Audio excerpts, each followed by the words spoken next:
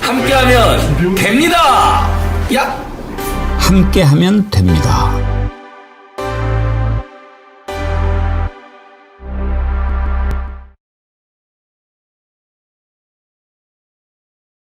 여러분 안녕하십니까? 백운기입니다. 새날 참 기분 좋지요. 이재명 대통령의 취임 첫날 행보를 보면 이재명 정부에 대해서 충분한 기대를 갖게 합니다. 통합의 대통령이 되겠다, 그런 메시지. 통합은 유능의 지표이고 분열은 무능의 결과라는 표현이 참 좋았습니다. 그리고 취임하면 야당 대표와 만나겠다, 그 약속을 첫날부터 바로 지켰습니다.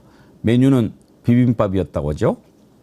사소하지만 또 세심한 모습들도 새 정부에 대한 기대를 갖게 했습니다.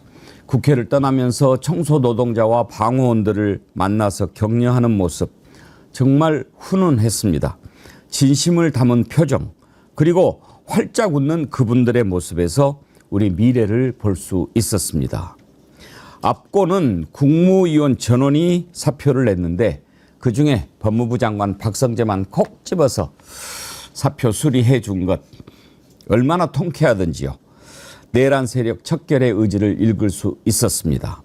통합과 내란 세력 척결은 분명히 구분해야 합니다. 취임사에서 밝히고 현충원 방명록에 쓴 대로 국민이 주인인 나라, 국민이 행복한 나라, 진짜 대한민국, 이제 활짝 열렸습니다. 생방송 백운계 정치 1번지 출발합니다. 대선 승리를 누구보다도 기뻐하는 분들 바로 우리 정어리원들 아니겠습니까? 정말 수고 많으셨고요. 대선 승리의 기쁨을 나누기 위해서 정어리몰이 준비한 특별 기획 상품, 축하하는 날 케이크 빠질 수 없지요.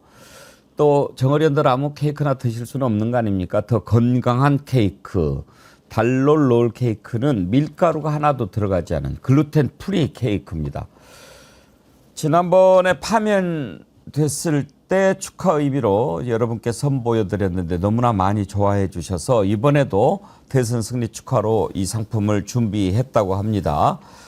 28개나 들어있는데 이게 39,900원 무료 배송이니까요. 가성비가 아주 좋은 그런 케이크이죠. 서로 나눠서 드시면서 축하하시기 바라겠습니다. 그리고 또 하나, 이 정어리 선크림 저희가 댓글 당첨되신 분들 드리고 있는데 이번에 또 날씨가 이제 뜨거워지니까 더 필요할 것 같아서 1+1 대선 승리 축하 기념으로 준비를 했습니다. 선크림 1+1에 또 10,000원 상당의 고급 클렌징 바까지 무료로 보내드린다고 하니까요. 이번 기회에 꼭 선크림 구매하셔서 바르시고 밖에 나가서 또 새봄 나라 마음껏 누리시기 바랍니다. 이 정어리 선크림은요, 디어루시 그전에 이렇게 클렌징 폼 만들었던 데 사는데 그 선크림이 아주 향기가 좋아요. 이 발라보면 아주 상큼하다고 해야 될까요? 싱그럽다고 해야 될까요? 아주 선크림이 효능도 좋고 향기가 좋아서 제가 매일 바르는데 여러분들 꼭 이번 기회에 또 장만하셔서 많이 쓰시기 바랍니다. 예, 어제 잘 보내셨습니까? 참 만나는 분마다 다 활짝 웃는 모습 너무나 즐겁고 기쁜 하루였습니다. 오늘 아침에 댓글도 활력이 넘쳐나는데요. 새삥님, 하늘도 예쁘고 바람도 예쁘고 콧노래가 실실 나오는 아침입니다. 오늘 하루도 행복하자요. 백앵커님, 패널분들, 모든 구독자님들, 시청자님들 아름다운 하루 되세요. 감사합니다. 정말 기분이 좋지요. 백구님, 앵커님 요새 밥맛이 좋아져서 큰일입니다. 바다향기님, 다들 안녕하세요. 뭐 다들 안녕하시겠죠. 뭐 안녕하지 않을 수 없는 시방 상황. 예, 반갑습니다. 부산이데이님, 내가 그의 이름을 불렀을 때 그는 대통령이 되었다. 백운기도 불러볼까? 어쩌라고? 야, 그러지 마시고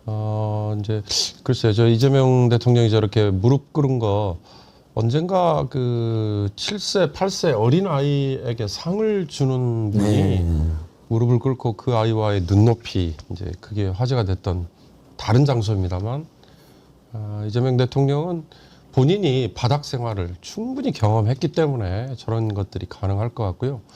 나중에 또 언젠가 한 번은 저는 그런 상상도 합니다.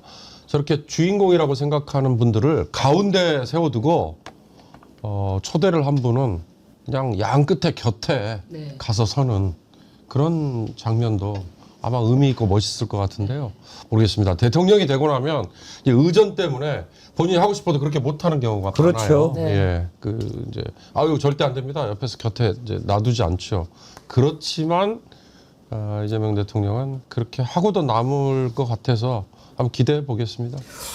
경호도 엄청 달라졌더라고요. 어제 현충원 가는데 대통령 차 행렬이 이렇게 이동하는데 거기에 또 막 차가 끼어들고 그랬죠. 그렇죠. 아니, 사실은 그 모습을 보면서 아직까지도 이제 경호 문제가 완벽하게 해결되었다고 보기가 어려운 부분이 있어서 좀 저런 상황까지 연출되도록 하는 게 좀 제대로 경호를 하고 있는 거야? 라는 어떤 우려스러운 걱정도 들긴 했지만 그것에 대해서도 이재명 대통령께서 말씀하시기를 그렇게 모든 교통을 통제하고 차단하고 시민들 불편하게 하는 것은 옳지 않다. 낮은 자세로 경호를 하겠다. 열린 경호를 하겠다라고 하셨는데 그것도 미리 다 생각하셨던 부분이 아닌가 싶어서 정말 세심하게 생각하시는구나 그런 생각이 들더라고요.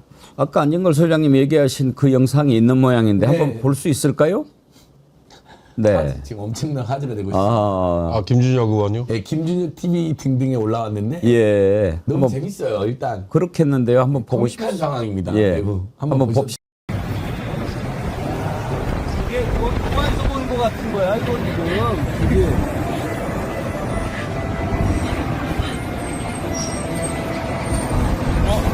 대통령님, 접니다! 파이팅입니다! 대통령님! 예! 반갑습니다!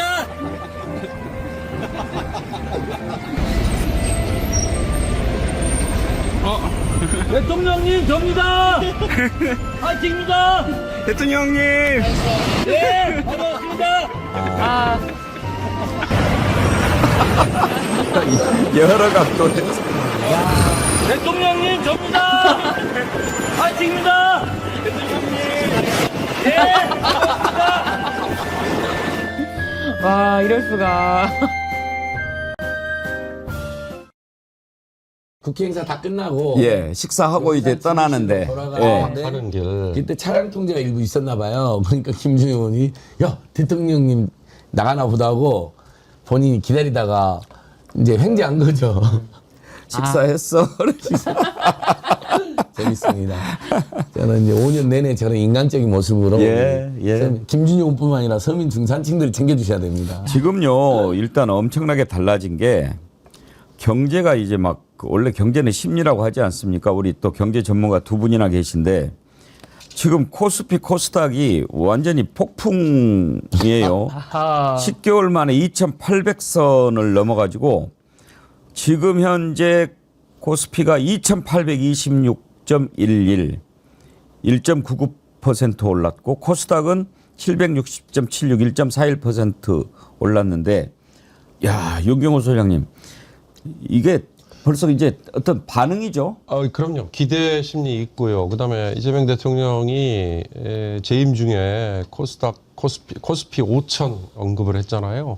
그러니까 이제 그거는 상징적인 목표입니다. 그러나 구체적으로 얘기한 것 중에 상법 개정안 우선적으로 처리하겠습니다 했어요.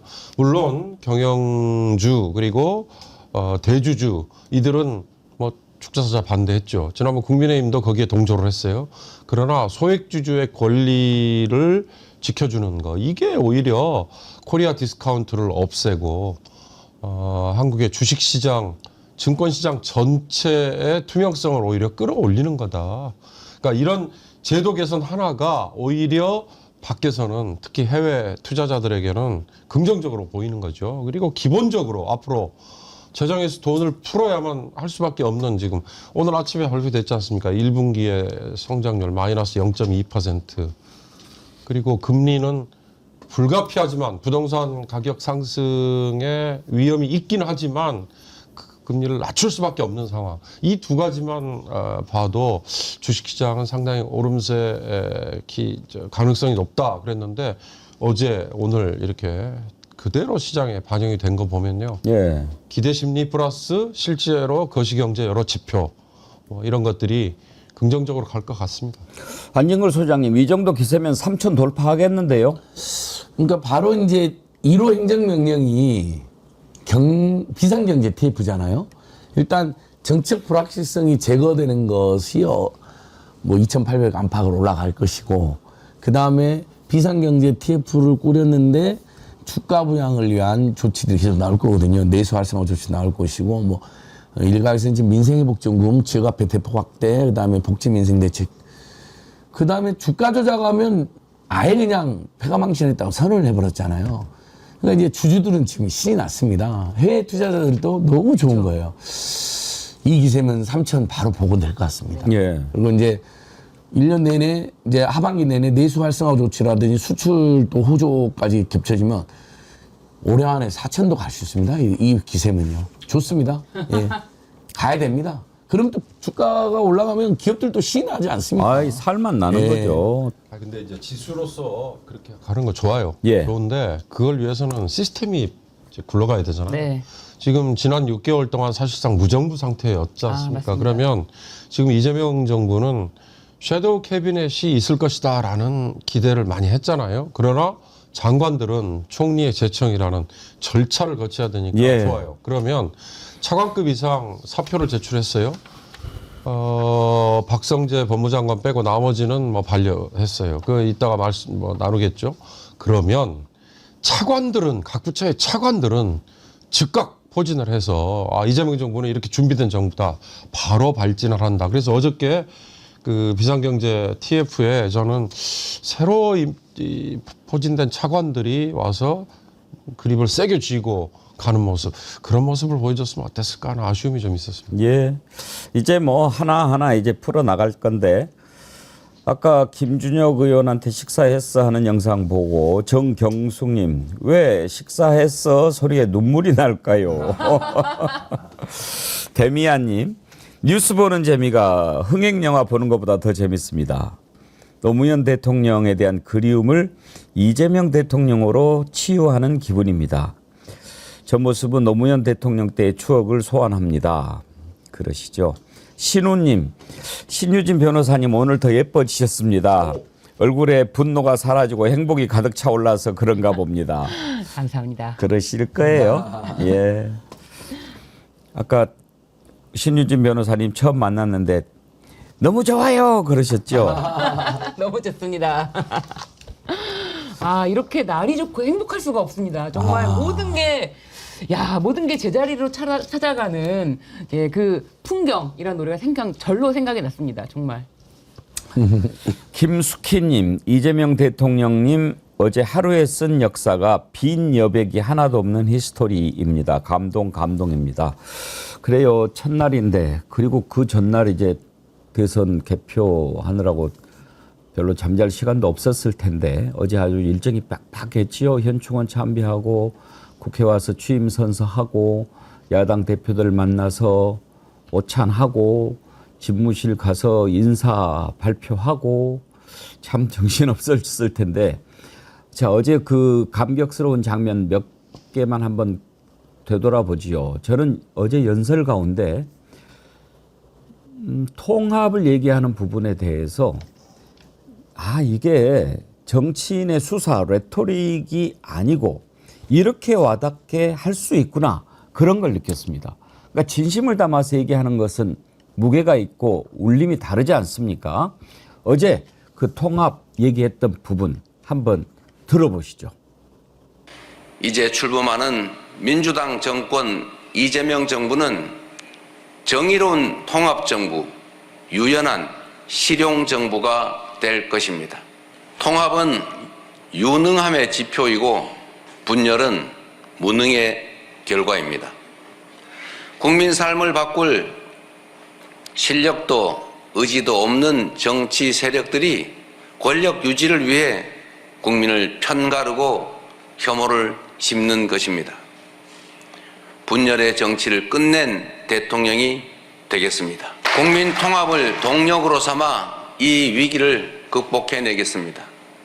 민생, 경제, 안보, 평화, 민주주의 등 내란으로 무너지고 잃어버린 그 모든 것들을 회복하고 지속적으로 성장, 발전하는 사회를 반드시 만들어내겠습니다.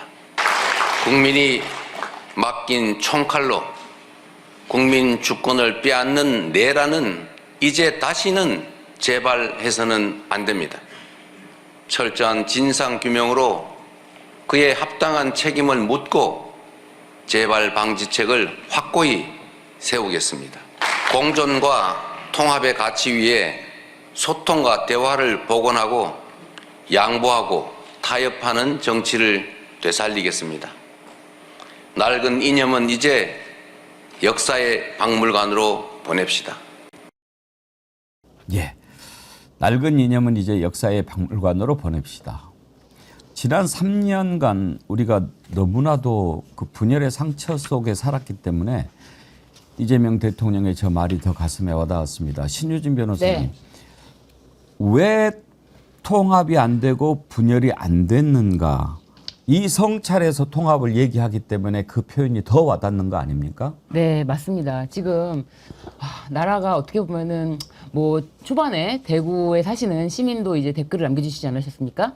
이렇게 뭐랄까 갈등 그리고 분열 이런 거를 통해서 표심을 잡으려는 그런 세력들이 뭐 사실 국힘당뿐만 아니라 뭐 개혁신당 이준석 의원도 마찬가지 아닙니까? 그런데 그렇게 분열을 통해서 국민들을 현혹하는 그런 정치는 버려야 된다. 그리고 통합으로 가야지만 우리 나라의 미래가 보인다. 그렇기 때문에 민생, 경제, 안보, 평화, 내란 종식을 위해서는 통합만이 살 길이다. 저는 이렇게 봅니다. 그렇죠. 윤경호 소장님 어제 통합의 메시지 어떻게 들으셨나요? 결국 모두를 아우르는 대통령이 되겠다. 이제 그 한마디에 다 압축돼 있는 걸로 봤는데요. 사실 통합이라는 게 포용과 상대에 대한 인정 이제 그런 거에서 출발하는 거거든요. 근데 민주사회 시민의식이라는 거는 상대에 대한 배려 그리고 이 공동체에 대한 책임감 이걸로 압축되는 거잖아요. 그러나 착각을 하시면 안 되는 게 통합이라고 해서 무조건 덮고 넘어가는 거 그리고 나와 명백하게 다른 입장을 보였는데 그 사람들을 그냥 무조건 껴안는 거 그거는 아니죠. 통합의 키워드를 얘기하면서 제가 어느 기사에 보니까 김대중 대통령의 연설문이 많이 참고가 됐다 그런 게 있더라고요. 그러니까 김대중 대통령은 97년 당선됐을 때의 그 위기 상황, 외환위기로 뭐 나라 경제가 거의 그냥 바닥으로 갔죠. 그다음에 전두환 노태우에 대한 단죄를 해서 그들을 감옥에 보내놨었죠. 국민 모두는 정말 그냥 허벌판에서 또는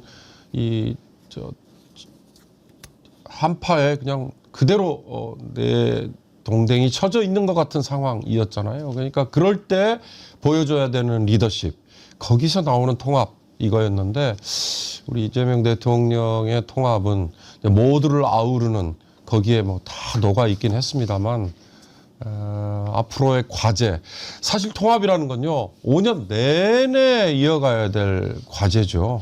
그러니까 현안 과제가 따로 있는 거고 저는 상시 과제가 따로 있는 거다 이런 생각이 드는데 어제는 취임 선서니까 대통령이 5년 내내 해야 될 일을 광범위하게 한 말이라고 저는 그렇게 이해를 했습니다.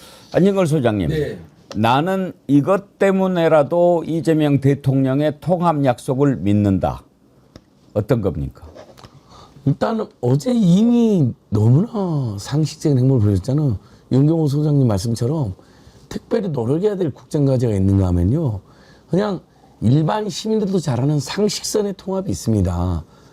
아니 딱 취임 선서하는데 아유 제가 야당 대표님들한테 악수를 못했네요. 죄송합니다. 오해하지 마세요. 그래요. 이런 말 웃음으로 굉장히 겸손한 웃음으로 얼마나 보기 좋습니까? 저희들도 뭐 일하다가 사람들 만나다 보면 악수를 못하고 들어오는 경우도 있잖아요. 근데 그것 때문에 혹시 서운하게 생각하는 분도 있으면 또 그렇게 말해주는 거거든요. 그 다음에 오참 보세요. 거기서도 이렇게 얘기합니다. 김용태 대표님, 천하람 대표님, 제가 잘 모시겠습니다. 사실 우리 DJ 노무현도 그런 표현까지는 안 썼던 것 같아요. 야당 대표님들하고 잘 소통했어야 되는데 잘 모시겠답니다. 한참 후배되기도 하고 한편으로는 얼마 당장 그저께 6월 3일 날까지도 이재명에 대해서 얼마나 극단 그건을 퍼부었던 분들입니까? 근데도 웃으면서 잘 모시겠답니다. 같이 밥 먹으면서 그리고 그냥 밥만 먹어도 되는데 이야기 다 기회를 줍니다. 보니까 김용태, 천하람 두 분 쓴소리 했어요. 그 자리에서요.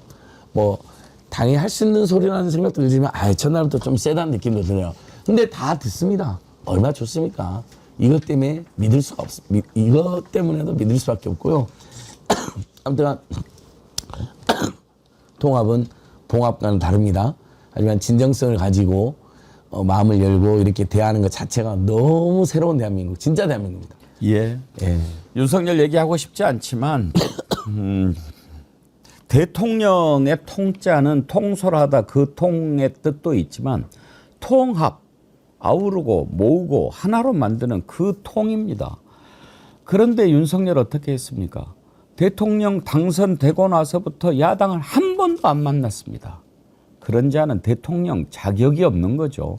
대통령 할 자격도 없는 놈이 대통령을 해가지고 나라를 3년간 후퇴를 시켜놓았는데 몇 번 말씀드리지만 새로 짓는 것보다 엉망으로 만들어 놓는 것 다시 세우는 게 더 어려운 겁니다. 아무리 이재명 대통령이 훌륭해도 혼자 할 수 없습니다. 우리들이 함께 힘을 모아줘야 됩니다. 함께 하면 되거든요. 그래서 여러분들 혹시라도 뭐 이렇게 진행해 나가는데 내가 조금 생각하기에 좀 다르다, 아쉽다. 그래도 일단은 힘을 모아주는 것이 매우 중요합니다. 그 말씀을 드리고 싶습니다. 아까 나나시리님?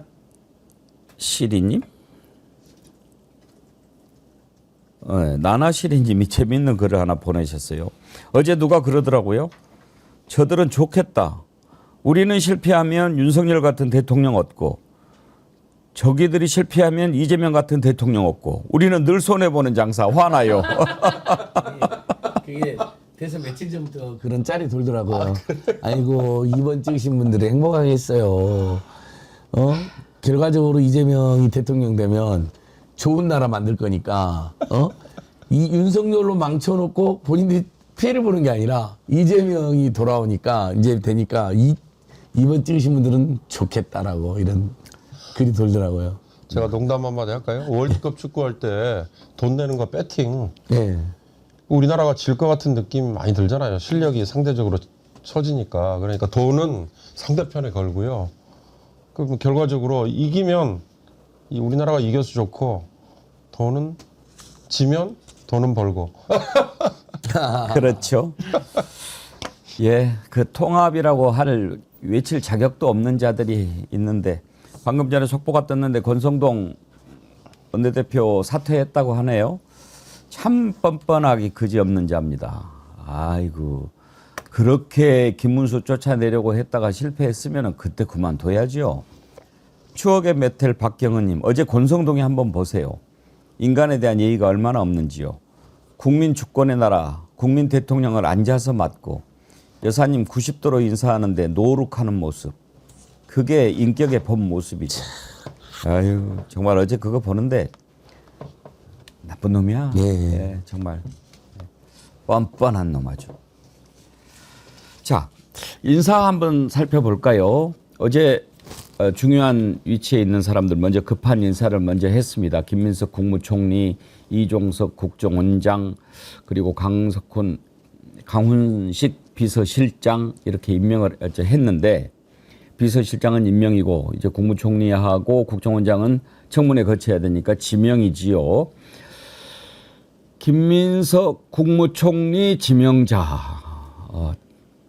어떻게 생각하는지 한번 패널들 의견을 들어볼 텐데요. 어제 이병철 변호사는 아주 베스트다 그렇게 평가를 하더군요. 김민석 총리 후보자 지금 IMF 같은 그런 상황의 마음으로 준비를 하겠다라고 하던데 오늘 아침 이제 출근길에 기자들을 만났습니다. 뭐라고 얘기했는지 한번 들어보실까요? 사실은 어제 발표하실 때까지 대통령님께서 직접 총리를 맡아달라 또는 총리로 발표하겠다라는 말씀을 직접 하시지는 않았습니다.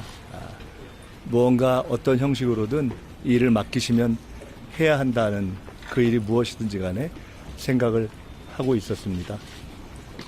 그렇기 때문에 따로 그러한 당부의 말씀도 하시진 않았고 발표 후에 자연스럽게 다른 이러저러한 국정 사안들을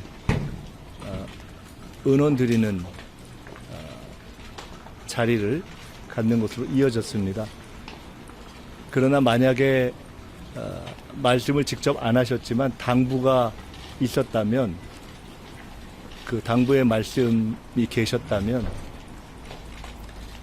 알아서 전력 투구해라 라는 말씀을 하신 것으로 그런 뜻이 담긴 지명으로 생각하고 있습니다.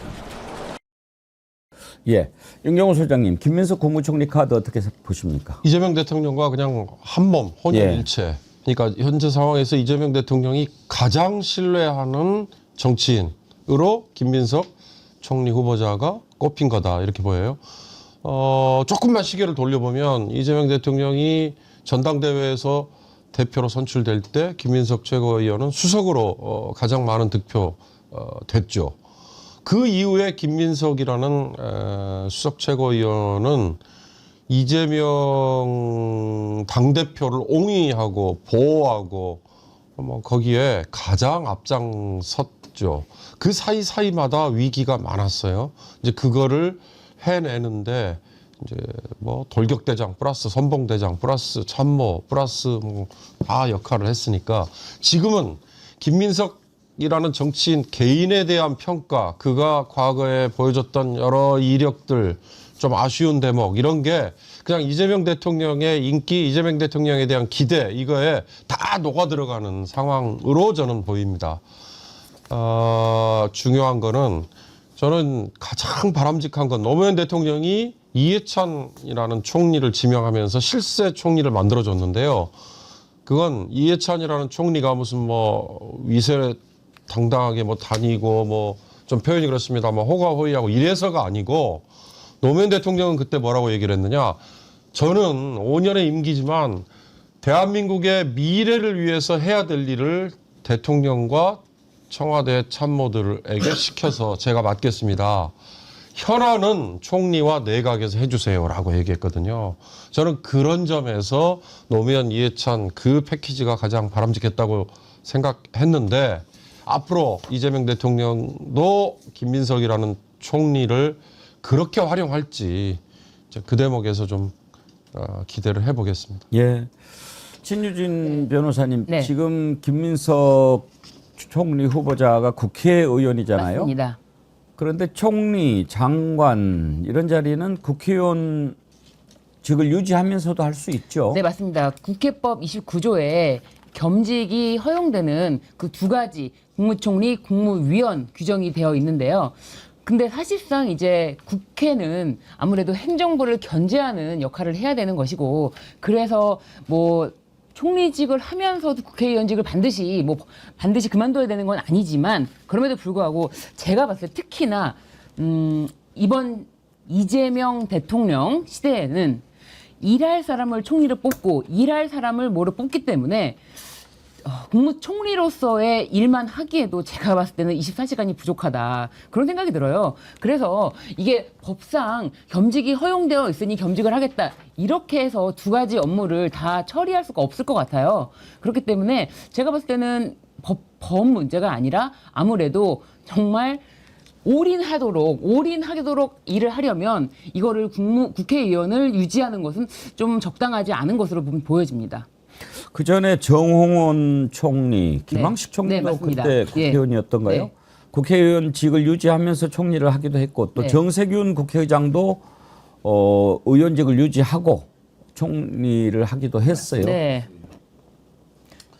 근데 이제 법으로는 가능하다 하더라도 우리 신임 변호사 말씀처럼 국정에 완전 올인하려면 특히 이제 비례대표는 사퇴하면 승계가 되지만 그렇죠. 지역구원들은 사퇴를 해서 올인하는 게 원칙적으로는 더 모양새가 좋습니다. 근데 또 근데 이게 그런 게 있더라고요. 비례하고 달리 지역구에서 약속을 했잖아요. 내가 4년 동안 여러분을 대변하겠다고. 그래서 그 사퇴는 본인한테 맡기는 편이더라고요. 국회 안팎에서. 그리고 만약 사퇴를 안 한다 하더라도 이제 법적 또는 정치적 도덕적 비난이 높지는 않은 것 같더라고요. 이제 내각은 정무직 공무원이기 때문에. 근데 원래대로 하면 올인하는 차원에서도 네. 사퇴하면 모양이 좋을 수 있습니다. 근데 그 부분은 뭐 한번 지켜보셔야 될 것 같고요. 예. 김민석 최고위원은 뭐 우리 배웅 앵커님이 MBN 뉴스와이드 진행할 때도 뭐 대담도 하신 적이 있으시죠. 그때가 이제 아마 언제냐면 그 한 20년 정도의 야인 생활, 2002년대 자기 인생에서 가장 큰 잘못과 실수를 하고 본인도 그걸 철저히 반성하고 국회의원이 이제 되셨어요. 영등포에서. 이번에 2번째 됐잖아요. 그 즈음에 MBN 뉴스와이드 앵커님이랑 진행하셨는데 앵커님이 기억하실지 모르겠어요.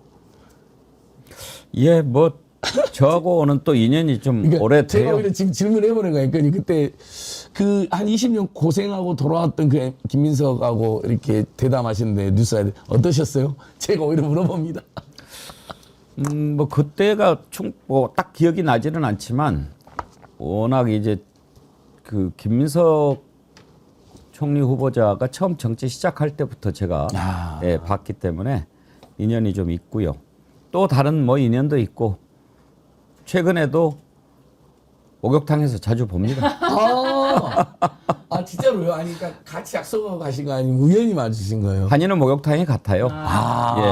보기 좋습니다. 진짜 이재명 대통령의 그 일정이 거의 살인적이지 않습니까? 거의 새벽에 가서 여의도에서 연설하고 다음날 새벽 6시 21분에 또 당선증을 받아서 임기가 개시되자마자 또 취임 선서하고 바로 다음 일정. 게다가 또 비상경제 TF 그거 하고 그리고 또 인천까지 가기엔 너무 머니까 그냥 차라리 안 가해서 밤을 보내는 게 낫다 이렇게 하셔가지고 거의 제가 봤을 때는 이거는 와, 정말 웬만한 청년들도 소화하기 어려운 그 어떤 시간 관리 일정을 소화하기 때문에 이재명 정부에 들어가는 게 물론 가문의 큰 영광이지만 그만큼 자신의 5년까지 뭐 5년을 떠나서 몇 년은.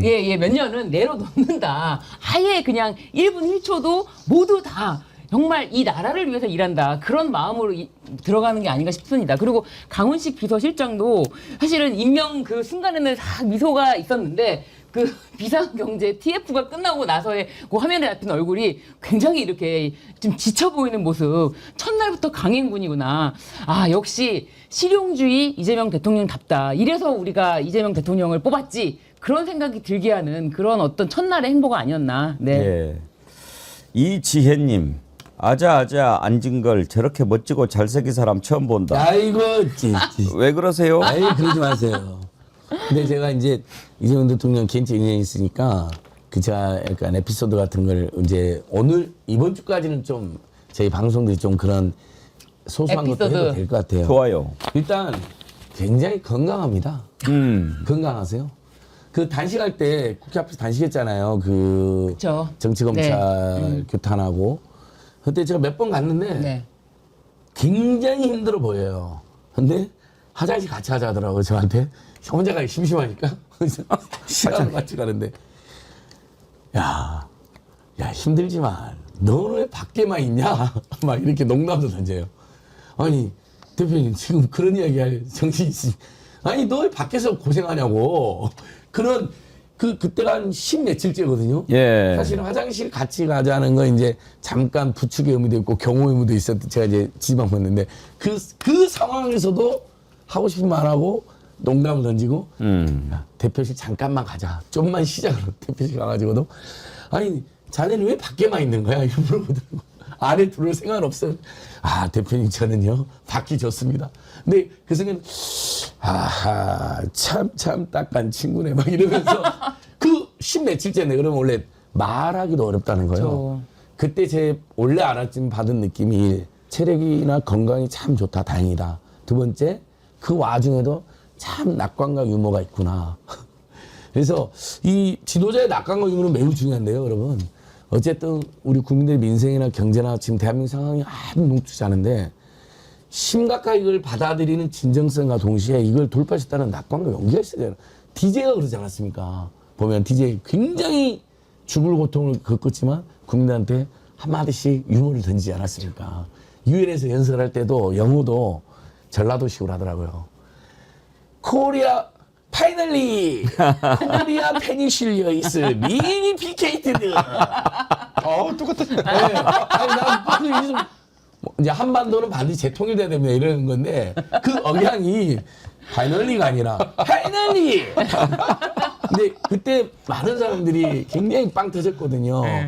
야 저기서도 전라도식 영어를 하시는구나. 근데 지역색을 떠나서 사람이 가진 어떤 유머나 낙관 또는 그 뭔가를 상황을 돌파하는 용기 이런 건 지도자가 굉장히 중요한 것 같아요. 왜냐하면 그걸 지켜보는 사람들 힘을 주거든요.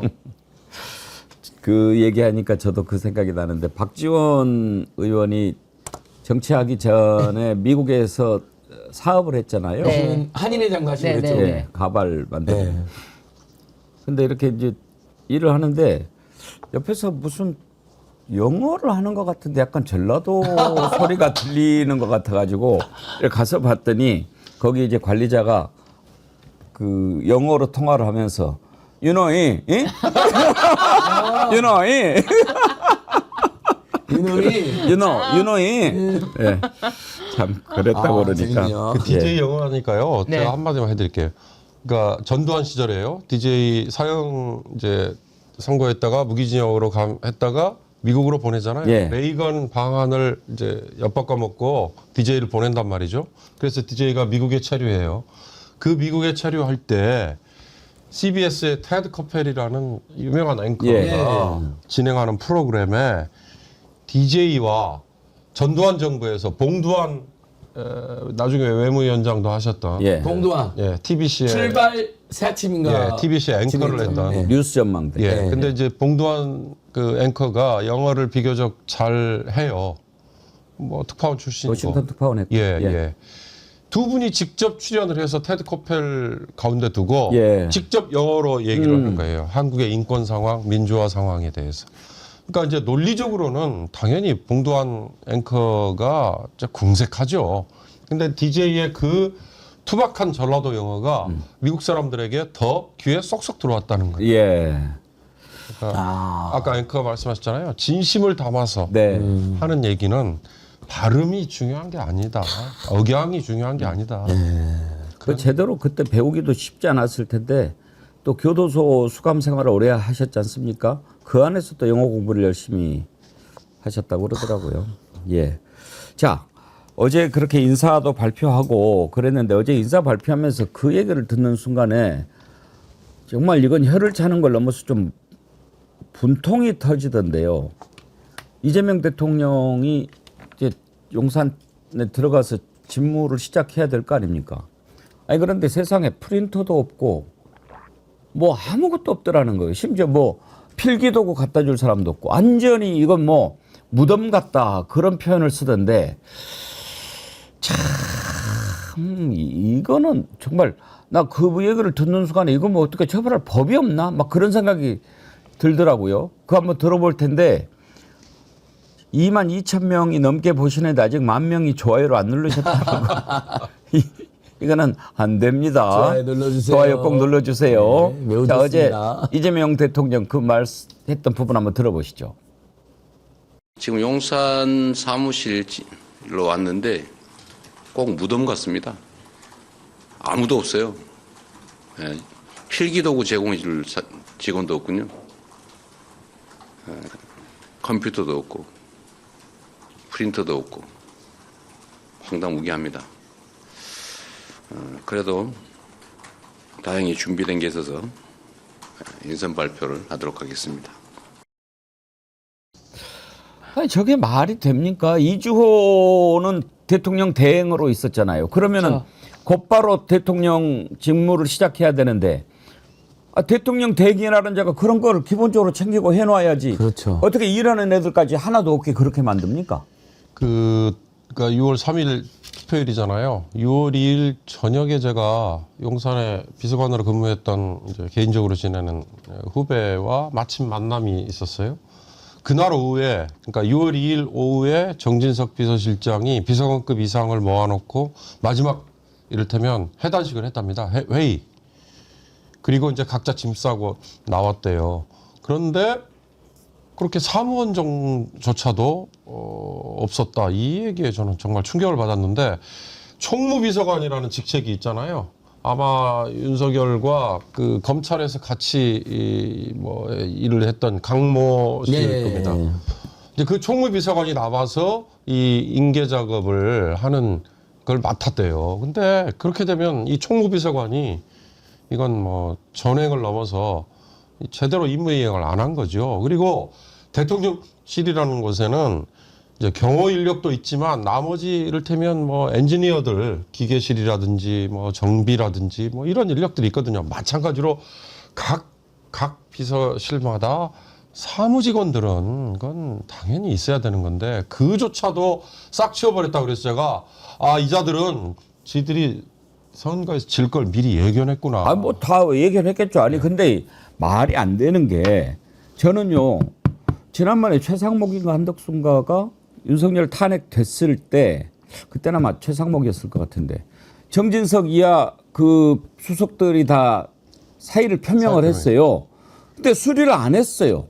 그러면 아니 대통령 비서실이라는 게 대통령이 없으면 할 일이 뭐가 있어요. 그때부터 지금까지 만방 놓은 거 아닙니까? 월급은 다 받아 먹으면서 그 월급 국민 세금 아닙니까? 그러면 월급 받아 먹으면서 거기 지키고 있는 놈들이 새로운 정부가 출범하면 어떻게 일을 하도록 해놔야지. 아니 컴퓨터도 프린터도 하나도 없이 다 빼버렸다. 이거는 업무 방해고 뭐 그런 거 아닙니까? 이거 소장님 이거 좀 월급 토해내게 해야 되는 거 아닙니까? 그러니까 오히려 이랬어야 되는 거죠. 국민적 상식이나 법률적, 도덕적, 정치적 도의로 보면 정무직들은 윤석열 파면될 때 당장 그만두고 세금 아꼈어야죠. 대신에 늘공들이 와가지고 새로운 대통령이 되는, 그러니까 파면 이후에 우리가 선거 6월 3일이니까 4월 4일 날 파면됐잖아요. 2달이잖아요. 2달 동안 딱 국정공백 없이 지켰겠습니다. 그리고 용산 집무실은 문제가 많으니까 청와대로 가는 거로 많은 후보들이 약속하니 청와대로 복귀 준비하겠습니다. 그리고 다 일을 하고 있었어야죠. 지금 아마 박찬도 원내대표도 너무너무 황당했는지 민주당에서 그 법적으로 반대 책임 묻겠다라고 발표했는데 이것은 직무유기고 공무집행을 방해한 겁니다. 아니 새 대통령이 이야기를 했잖아요. 청와대로 바로 안 가고 어쩔 수 없이 뭐 한 몇 달은 용산 집무실로 복귀하시나 그러면 오셔가지고 6월 아침 6시 20분인가 당선 21분, 예. 임기가 시작됐으니까 아니 솔직히 한 20-30명만 남아가지고도 얼마든지 인수인계하고 취임 첫날 집무실 올 준비는 해줄 수 있는 거죠. 요걸 안 했다. 종이도 없고 볼펜까지 없다고 이야기했다면 진짜 황당해서 말한 걸 거거든요. 애지간하면 말 안 했을 텐데 이건 한번 책임 물어봐야 됩니다. 이거 물어봐야죠. 안 되죠. 법적 책임 물어봐야 어제 됩니다. 강유정 대변인이 그 고충을 이야기하더라고요. 출력도 안 돼가지고 지금 노트북을 들고 와서 브리핑을 해야 되는 상황이다. 한번 들어보시죠. 네. 지금 출력도 안 돼서요. 제가 노트북 들고 와서 브리핑을 해야 되는 상황입니다. 지금 인터넷 연결망이나 이런 것들이 잘 안 돼 있는 상태라서요. 네. 2025년 6월 4일 강유정 대통령실 대변인 브리핑 시작하겠습니다. 아니 지금 저기가 어딥니까? 대통령실 아닙니까? 대통령실이 마비가 되면 나라가 어떻게 됩니까? 이런 엄청난 이거 범죄 아닌가요, 신의준 변호사님? 네, 지금 우리 안진거 소장님께서도 말씀해 주셨듯이 이런 거는 직무유기이고 아무것도 하지 않음으로써 부작위에 의한 공무집행 방해 행위라고 볼 수가 있습니다.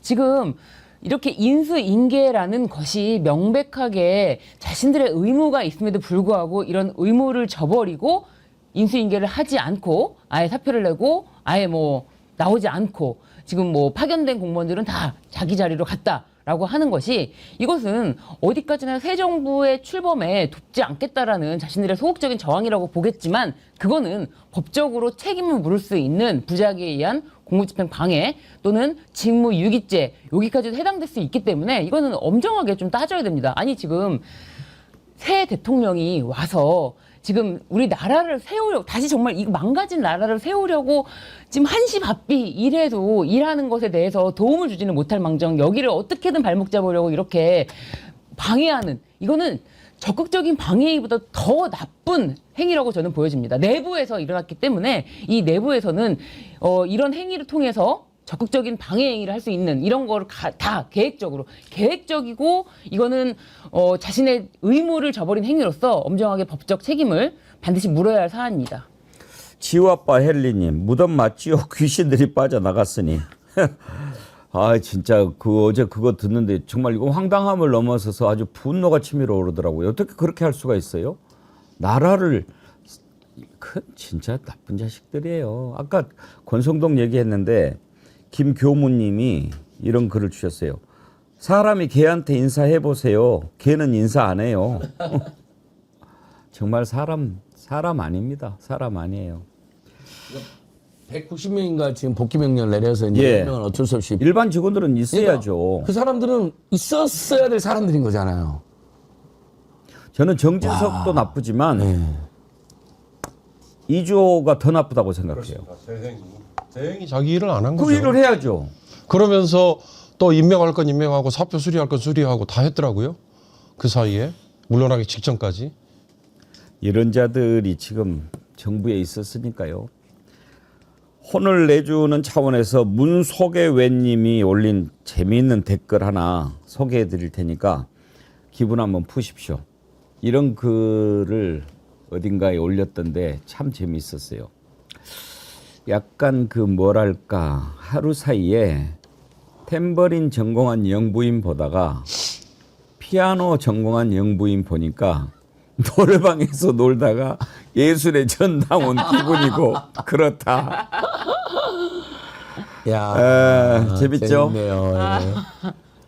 약간 그 뭐랄까 아유 정말 어떻게 저런 자들이 나라를 맡아서 일을 한다고 하고 있었는지 지금 생각하면 한심하고 또 정말 등골이 서늘합니다. 저런 놈들이 계속 하고 있었으면 나라 어떻게 됩니까?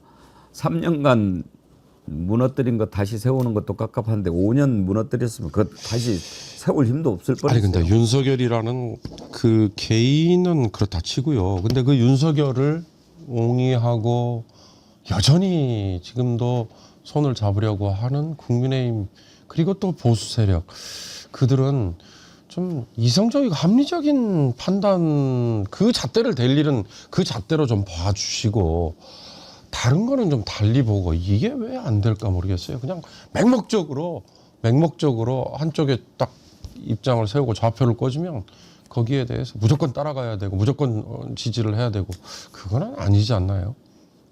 그러니까 이 윤석열 정권이 언제 몰락했느냐. 사실은 저희는 당선되자마자 그 다음 주에 경고와 규탄 집회를 시작했거든요. 왜냐하면 너무 느낌이 안 좋은 거예요. 취임 첫 번째 기자회견 할 때 이용 의원한테 야야야 문서 갖고 와. 이거 갖고 와. 반말하는 게 생중계가 됐거든요. 호호 야 국회의원한테도 저렇게 함부로 하는데 국민들한테 함부로 하겠다 해서 제가 이제 규탄 집회를 시작했는데 이준석 쫓아낼 때 보면요. 제가 꼭 이해하라고 권성동이랑 체리따봉 주고받았잖아요. 야 여당 대표를 지들 마음에 안 든다고 어떻게 보면 당시 1등 공신이기도 한 사람을 원내대표랑 짜고 쫓아낸 거 아닙니까? 당시에. 야 이 정권은 망할 수밖에 없다 생각을 했어요. 그때 그 악행을 저지른 자가 아까 이제 배웅기 앵커님이 권성동 너무 나쁜 놈을 했는데 권성동은 사실 정계 은퇴해야 됩니다. 원내대표 사퇴가 아니라 의원직도 사퇴하고 정계를 떠나야 될 사람입니다. 이 모든 윤석열 정권의 악행의 출발점에 권성동이 있었습니다. 이준석 둘이 짜고 쫓아낸 거잖아요. 그리고 극우 인사 청와대 보내고. 근데도 와 자기가 잘했다고. 근데 김혜경 의사님 인사하는데 그것도 안 받는 거. 그 화면도 우리가 한번 보면 좋을 것 같아요. 준비가 돼 있다면. 주블리 라인 댄스님 저희 집 개는 인사해요. 사람을 얼마나 반겨주고 나갈 때는 마중도 해주는데 권성동은 걔만 또 못한 거지요. 예. 지금 기분 같아서는 국무위원들 다 싹 정리해버리고 그러면은 좋겠지만 그게 이제 물리적으로 어려운 게 형식적으로 국무회의에 의결을 거쳐야 될 그런 일들이 있는데 이걸 다 정리해버리면 그 일을 못 하는 거예요. 그래서 이게 이제 인수위가 없다 보니까 문재인 대통령 때도 그 전에 박근혜 때 내각과 좀 한참 동거를 했어요. 이번에도 좀 불가피하게 그 일을 해야 될 텐데 시간은 좀 필요할 겁니다. 11명의 의결 종족수잖아요. 그러니까 그 11명이라는 규정, 그 11명의 규정에는 이 차관들이 대행을 할 수 있는데 대행하는 차관들은 또 의결권에 제한이 있더라고요. 그러니까 어쩔 수 없이 그러니까 지금 총리 후보자가 청문회 거치고 국회 의결 거치고 재청권을 행사해서 다음 장관들 그때까지는 동거해야 됩니다. 그래서 어쩔 수 없는 건데 이게 이제 인수위를 거치지 않고 보궐선거로 당선된 대통령 팀이 거쳐야 되는 과정이죠. 그러나 협조를 해야죠. 그러니까 아까 그 대통령실에 그런 정말 있을 수 없는 그런 일처럼 현재 남아있는 강요들도 저는 설마 그러지는 않을 거다 이런 생각이 들고요. 그리고 아무리 내가 반대를 했던 대통령이라 하더라도 일종의 그 미국 정치에서 나온 겁니다만 일정한 기간에는 하니문 피어리어드라는 표현이 있지 않습니까? 그때까지는 좀 밀어주고 같이 껴안아주고 좀 표현 그렇습니다만 지켜보는 뭐 이런 것도 있거든요. 그러니까 그런 점에서는 거기에는 뭐예요? 협조가 절대적인 거거든요. 국무회의 역시 그렇게 불편한 동거일 수도 있습니다. 그러나 제발 불편한 동거가 아니기를 그냥 기대합니다. 아니, 뭐 협조를 넘어서 이런 부분들은 당연히 해야 될 일들이고요. 그랬는데 그 일을 안 하고 있으니까 정말 단단히 혼을 내야 될 겁니다. 지금 제 뒤로 이제 청와대 모습이 보이는데 이재명 대통령이 그렇게 밝혔죠. 당분간은 어쩔 수 없으니까 용산에서 집무를 하고 청와대 즉각 보수에 들어가서 뭐 한 취임 100일쯤 되지 않을까 지금 예상합니다. 그리고 청와대로 들어가고 최종적으로는 세종으로 옮기는 것을 지금 지난번 후보 때 이야기를 했는데요. 그래서 그런지 신유진 변호사님 이제 곧 청와대 보수 들어가고 다시 집무 들어가면 이제 개방 못하고 관람 못하게 되니까 요즘 엄청나게 많이들 보러 온다고 그러더라고요. 네. 저는 이제 사실은 그 청와대를 그렇게 개방한 그 목적이 너무 불순하지 않았습니까? 그래서 0시부터 자신의 임기가 시작돼서 0시부터 개방을 해버린다. 저는 그걸 잊을 수가 없어서 그래서 그 전날 마지막 날을 문재인 대통령이 어쩔 수 없이 청와대에서 자지 못하고 밖에 나와서 외부에서 잠을 자고 취임식에 갔던 그게 생각이 나서 청와대 개방했을 때 갈 수가 없더라고요. 지금도 저는 사실 절대 안 가고 있습니다. 궁금한 마음도 들지만 그 애초에 그 개방한 목적이 너무 불순했고 그래서 이것에 대해서 자신은 절대로 하루도 거기서 뭐 들어가서 잠을 자지 않겠다. 그런 마음도 너무 불순했기 때문에 청와대를 제 마음속으로 지키는 마음으로 저는 가지 않는 것으로 지키고 있는데 어쨌든 청와대가 빨리 복원이 잘 돼서 다시 우리나라의 어떤 위상 사실 나중에 최종적으로 좋은 목적으로 이제 대통령실이 이전이 돼서 청와대가 개방된다. 그때 저는 가보겠습니다. 예. 네. 청와대로 다시 돌아가는 것이 맞죠. 지금 저는 이제 용산 집무실 바로 들어가는 것 좀 기분도 나쁘고 그래서 안 했으면 좋겠다 했는데 방법이 없죠. 근데 다행히 이재명 대통령 내외가 그 관저는 안 들어갔더라고요. 네네. 어젯밤에는 다른 안가에서 당분간은 그 생활하는데 그 관저 들어가고 싶겠습니까? 그러게요. 어떤 짓을 해놨을까도 궁금하지만 그 음습하고 범죄와 비리가 넘쳐나고 추술과 사이비 무속으로 점철된 공간이니 이건 건강한 어떤 생활을 위해서도 못 들어가는 거죠. 그렇죠. 다만 그 관저는 국민들이 한번 들어갔으면 좋겠어요. 그래서 무슨 짓을 했는지, 왜 이렇게 물을 어마어마하게 썼는지, 그 다음에 그 광주 비엔날레 정자 1억 원짜리인 거 그건 왜 거기 있는지, 그거 지금 옮겼다니 아니면 없거든요. 그것은 누구 돈으로 옮긴 건지, 무슨 절차로 옮겼는지, 뇌물을 받은 건지, 지가 샀는지. 그리고 국민들 오히려 관제를 어차피 거기는 다시는 대통령 관저를 안 쓸 것 같거든요. 오히려 당분간 국민들이나 경찰이나 검찰한테 완전히 개방해서 좀 샅샅이 좀 뒤져보는. 난 청와대보다 거기를 더 한번 구경해보고 싶어요. 저도요. 그걸 무슨 개방을 짓이든지 거기서. 예. 그걸 좀 개방을 할까요? 그다음에 우리 국민들이 체포하려고 정말 얼마나 많은 분들이 그 앞에서 1인 시다하고 기자회견하고 집회됐습니까? 네. 그것도 그 경호처가 길을 쓰고 막았고요. 그 공간 한번 걸어가고 싶어요. 여러분 그거 기억나시죠? 그 공수처하고 경찰 직원들이 그 수백 명이 이렇게 진입할 때 그 경쾌함, 그 발랄함, 그때 그 유쾌함, 그 언덕을 한번 국민 다 같이 걸어가서 다시는 비상계엄이나 윤석열, 김건희 같은 세력이 그 권력을 탐하지 못하도록 정말 온국이 한번 가고 싶습니다. 우리가 걱정했던 것 가운데 또 하나가 경호 문제였거든요. 네. 지난번에 윤석열 때 그 경호처에서 체포 저지하고 막 이랬던 적이 있지 않습니까? 그러면 지금도 그 불순한 무리들이 이렇게 있을 수 있는데 과연 대통령이 됐을 때 저 경호처한테 믿고 맡길 수 있을까 이런 걱정을 했는데 아니나 다를까 대통령이 바로 이 경호처는 경호를 받지 않고 기존대로 경찰의 경호를 받으면서 일단 거기를 좀 정리를 한 다음에 경호처로 해야 되겠다 했는데 바로 정리가 좀 된 것 같습니다. 아까 속보가 떴는데 이제 경호처로 업무가 다시 이제 배정이 됐다고 그러는데 윤경호 소장님 어제 황인권 육군대장 출신 경호처장 임명하지 않았습니까? 그렇대요. 그러니까 바로 좀 정리가 됐나 봐요. 예, 육사 출신이 또 아닌 게 눈에 네. 띄고요.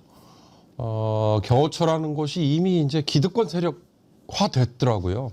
그러니까 자기들끼리 똘똘 뭉쳐서. 근데 이것도 웃기는 거죠. 경호처라는 곳이 그냥 기능적인 역할만 하면 되는 건데 어떻게 거기가 권력기관화되고 꼭 박정희 시대, 전두환 시대를 떠올리게 하는 잘못된 생각을 가진 몇몇 지휘부에 있었던 사람들이 조직을 망가뜨리는 그런 결과가 된 거 아닙니까? 그런 점에서 반성해야 되고요. 역대 대통령, 특히 이 민주진영에서 된 대통령들 입에 항상 일성으로 내놨던 게 열린 경호, 낮은 경호 이런 말 하거든요. 그러니까 우리 대통령 경호가 좀 과하다 이런 이제 지적들이 좀 있긴 있어요. 근데 물론 필요는 할 겁니다. 필요는 하지만 그 조화를 어떻게 잘 맞추느냐. 그건 대통령의 성향에 따라서 저는 얼마든지 가능하다고 봅니다. 경호처라는 것은 드러나지 않게 제발 활동을 하고 기능을 해야 그게 맞는 거다. 그 말을 완전 주문하고 싶습니다. 지금 말씀하신 것처럼 경호처 자체가 하나의 권력이 돼 있다. 그런 얘기를 하셨는데 어제 정말로 보기 힘든 장면이 나왔어요. 국회 대통령 취임선 사러 오는데 경찰 경호팀하고 경호처 직원하고 몸싸움하는 장면이 연출이 됐는데 이건 해외 토픽감이에요. 어떻게 이런 일이 일어날 수 있는지 그 장면 한번 보실까요? 사진입니까? 영상이 지금 영상으로 보기는 힘든데 지금 그 앞에 있는 사람이 경찰이고 뒤에 있는 사람이 경호처인지는 모르겠어요. 근데 막 이렇게 막고 가리고 뭐 이렇게 하고 그러는 모습을 보면서 검은 넥타이가 경호처고 저 그린 녹색 넥타이가 경찰이군요. 예.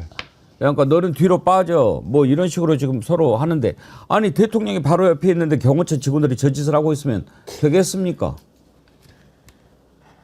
말이 안 되는 짓을 하고 있어요. 하여튼 경호처뿐만 아니라 하여튼 윤석열, 김건희가 간 데는 다 망가져 있으니까. 모든 게 망가졌죠. 이거 새로 세우는 게 보통 깨알 정보를 드리면 이재명 대통령 부부가 악수한 사람은 천준호 의원이고 뒤에는 백승하 의원이네요. 보니까. 제가 깨알 정보를 드려야죠. 경호처 직원들, 경호처 경찰 싸움은 볼성사납지만 앞에 우리 애청자들이 궁금하실까봐. 이제 인사들도 계속 나올 거고요. 그런 내용들 살펴보도록 하겠습니다. 오늘 뭐 시간이 되면은 국민의힘 앞으로 어떻게 될까 이것도 한번 짚어보려고 했는데 어떻게 되긴 어떻게 돼요. 뭐 산산조각 나겠죠. 그러니까요. 홍준표도 이럴 때 빠짐없잖아요. 이럴 때 한마디 꼭 거들어야 또 홍준표 아니겠습니까? 홍준표 전 시장도 국민의힘은 이건 완전히 사이비 레밍 집단이다. 여기는 정치 정당이 아니라 아예 사익 집단이라고 이렇게 평가를 내렸어요. 아니 뭐 누구나 다 알고 있는 이야기인데 그래도 국힘당 소속이었던 이제 홍준표 전 시장이 이렇게 정확하게 또 언급을 해주니까 다시 한번 각인이 되는 거죠. 그리고 뭐 권성동이 이제 와서 자신이 사퇴한다, 자신이 모든 책임을 진다라고 하지만 어제 권성동이 그 뻣뻣하게 노력으로 대통령 영부인에 대한 그 태도를 보여주지 않았습니까? 그 뻣뻣함, 정말 그 뻔뻔함이 이 사람들의 어떤 코어다. 그래서 저는 조금도 이자들의 어떤 개선을 기대하지 않고 이자들이 앵커님 말씀하신 것처럼 스스로 자폭하는 길밖에 없다. 그렇게 보여집니다. 이 홍준표 시장이 이렇게 뭐 이런저런 얘기할 때마다 제일 크게 비난하는 목소리를 내는 사람이 누군지 아십니까? 유영하 의원이에요. 국민의힘에. 네. 왜 그런지 아십니까? 이제가 이제 차기 지방선거 대구시장 노리고 있거든요. 아하, 네. 박근혜가 시켜줄 거라고 생각하는 거예요. 그러니까 막 시끄럽다, 조용해라, 막 계속 이렇게 랄질을 하더라고요. 이게 이제 한동훈은 자기가 당 접수하려고 지금 일제의 포문을 열고, 근데 당내 주류나 다수는 한동훈하고는 절대 못하니까 저는 홍준표를 끌어들이지 않을까. 또는 김문수를 옹립하겠다는 이야기도 나온 거잖아요. 재밌는. 저당은 일단 연장당으로 해산이 돼야 되지만 그 전에 먼저 깨지지 않을까 싶습니다. 예. 저는 지금의 민주당 국민의힘 이 양당 구조가 정말 공고화될 거고 이 무너질 일이 없을 것 같다라는 생각을 했는데요. 명태균 때문에 오세훈이 당선 무효될 수도 있다. 그리고 윤석열도 공직선거법상 당선 무효가 되면 각각 지원받은 국고보조금 토해내야 된다. 그럴 경우 이건 정당 자체가 존립의 근간이 흔들린다. 그 얘기에 그 직전에 이재명 대통령을 얼마나 억제했습니까? 공직선거법 가지고. 그럴 경우에 유죄가 나면 뭐 439억 원을 토해내야 된다. 이거 가지고 얼마나 공격을 했어요. 근데 지금 역지사지가 돼버렸잖아요. 그런 점에서 국민의힘은 앞으로 굳이 네 분이 아니어도 사법적인 아마 흔히 자기들이 말했던 사법 리스크 그거에 봉착할 것 같아요. 이제 그 윤석열의 범죄 중에 가장 증거가 확실한 범죄로 평가받는 게 대선 때 불법으로 선거사무소를 2개 운영한 거, 가로수길하고 양재동에 이건 뭐 내부자 증언까지 이미 나와 있고 그 다음에 공천개입니다. 제가 이 두 가지 다 저희들이 검찰 수사를 받았잖아요. 고발인조를 받았는데 검찰도 어떻게 생각하냐면 2개는 빼박이라고 생각하는 것 같더라고요. 심지어 후보 시절에는 선거법 공소시효가 6개월인데 대통령직을 악용해서 공무원이 선거에 자기 직위를 악용해서 하면 공소시효가 10년이라는 이야기도 검사가 저한테 기뜸대지더라고요. 그래서 그 2가지로는 뭐 당연히 처벌받아야 되지만 당선 무효가 나와야죠. 예, 오늘 또 함께해 주신 여러분 감사드립니다. 2부에서는 김준혁 의원, 아까 그 장면 보셨지요? 소감이 어떤지도 한번 물어보고 역사적으로 이번 대선의 의미는 어떻게 생각하는지도 한번 들어보도록 하겠습니다. 조영만님 슈퍼챗 보내주셨는데요. 3년을 푸른색으로 염색하고 카톡 프로필도 이재명 대통령인데 이제는 염색도 프로필도 바꿀 때가 된 것 같네요. 집착을 내려놓고 즐거운 마음으로 대한민국 전 국민의 도구로 돌려드릴랍니다. 다들 고생하셨습니다. 창원에서. 아이고 조영만님. 나나시리님 식당 가도 뉴스 볼 수 있다. 예. 난초꿈님 슈퍼챗 보내주셨고요. AAA님 난 서울 토박입니다. 대구 경북은 서운하다 생각 말고 좀 변화하는 모습 보여주시고 이런저런 얘기들을 지역감정이라고 생각 말고 그래도 같은 대한민국 국민이라 애정이 있어서 하는 관심이라고 생각했으면 좋겠습니다.